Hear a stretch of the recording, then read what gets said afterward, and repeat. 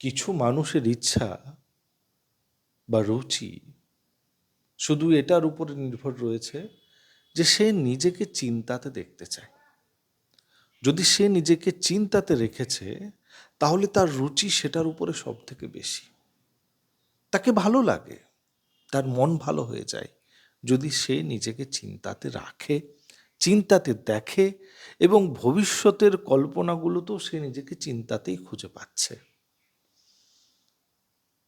আপনি জীবনে যত বেশি উন্নতির পথে এগোবেন দেখবেন আপনার জীবনে উন্নতির ধাপগুলোতে চিন্তা একটা এরকমের জিনিস যেটা আপনাকে বড় আঁকড়ে ধরবে। আপনি জীবনের যে ফেজেই আছেন, আপনি প্রচুর টাকা রোজগার করছেন, আপনার পরিবারের সবাই ভালো, সব কিছু ভালো চলছে, কিন্তু আপনি চিন্তাতে নিজেকে রাখতে পছন্দ করছেন।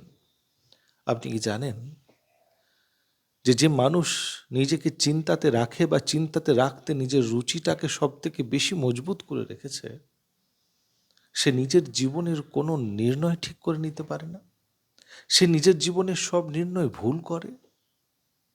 মহাযোগী বাবা লোকনাথ বলছেন যে জীবনে যখন মানুষ চিন্তাকে নিজের বন্ধু বানায় তখন তার জীবনের থেকে আস্তে আস্তে করে সুখ শান্তি চলে যায় এবং সেই দূরগামী পরিণাম যেটা রয়েছে সেটাকে সে চট করে তো দেখতে পারে না। জীবনে অনেক ক্ষতি হয়ে যায়, তারপরে সে বুঝতে পারে। তার জন্যে নিজের যে রুচি রয়েছে সেটাকে চিন্তার থেকে দূর করার চেষ্টা আজ থেকে আরম্ভ করুন। আমি এরকমই ভিডিও আপনাদের জন্যে সময় করে বানাই যেটা আজকে এই মুহূর্তে আপনাদের কাজে লাগবে। যে মানুষের প্রয়োজন তাকে পাঠান। আপনাদের বহুমূল্য সময় দেওয়ার জন্য অনেক অনেক ধন্যবাদ।